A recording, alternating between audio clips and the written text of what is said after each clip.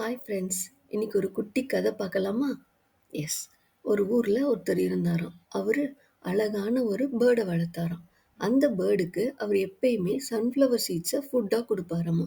அந்த பேர்டும் அழகா அத சாப்பிடுமாமா. இந்த மாரி ஒவ்வொரு டைமும் அந்த சன்ஃப்ளவர் சீட்ஸ் அவர் குடுக்கும்போது, அந்த பேர்ட் சாப்பிட்டுட்டு சிலத கீழ சிந்திருமாமா. அப்ப அவர் என்ன பண்ணுவாராம், அந்த கூண்ட கிளீன் பண்ணும்போதெல்லாம், அந்த சிந்தின சீட்ஸ் எல்லாம் எடுத்து ஒரு மொறத்துல வச்சு நல்லா கிளீன் பண்ணிட்டு, நல்ல சீட்ஸ் எல்லாம் திருப்பி அந்த பேர்ட் சாப்பிடுறதுக்கே குடுத்துட்டு, வேஸ்ட்டா இருக்குன்னு ஃபீல் பண்ற அந்த சீட்ஸ் எல்லாம் அவர் வீட்டு முன்னாடி இருந்த ஒரு லான் மேல கொட்டிருவாராமா. ரெகுலரா அவர் இப்படி பண்ணிட்டு இருந்தாராமா. அப்போ அந்த லான் மேல கொட்டுன ஒரு சீடு வந்து ஒரு நாள் சொல்லுச்சாம், "பாத்தியா நம்ம நல்லா இருந்திருந்தா அந்த பேர்டுக்கு ஃபுட்டா நம்மள குடுத்துருப்பாங்க. நம்ம வேஸ்ட்டு அதனால தான் இப்படி நம்மள லான்ல கொட்டிட்டாங்கன்னு" ரொம்ப வருத்தப்பட்டுச்சாம். இப்படியே போயிட்டே இருந்ததாம்.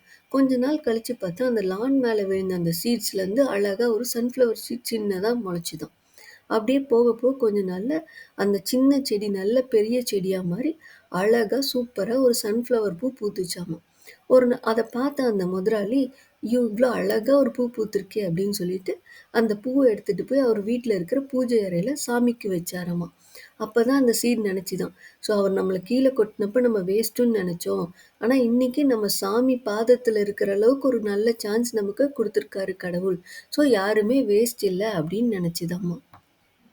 ஸோ, இந்த கதையிலருந்து நம்ம என்ன தெரிஞ்சுக்கிறோம்னா, இந்த உலகத்துல படைக்கப்பட்ட யாருமே எந்த ஒரு பொருளுமே வேஸ்ட் கிடையாது. எல்லா பொருளுமே ஏதோ ஒரு காரணத்துக்காகவும், காரியத்துக்காகவும் தான் படைக்கப்பட்டிருக்கும். மேபி நம்ம இருக்கிற அந்த இடமோ, இல்ல அந்த நேரமோ நமக்கு கரெக்டானதா இல்லாம போகலாம்.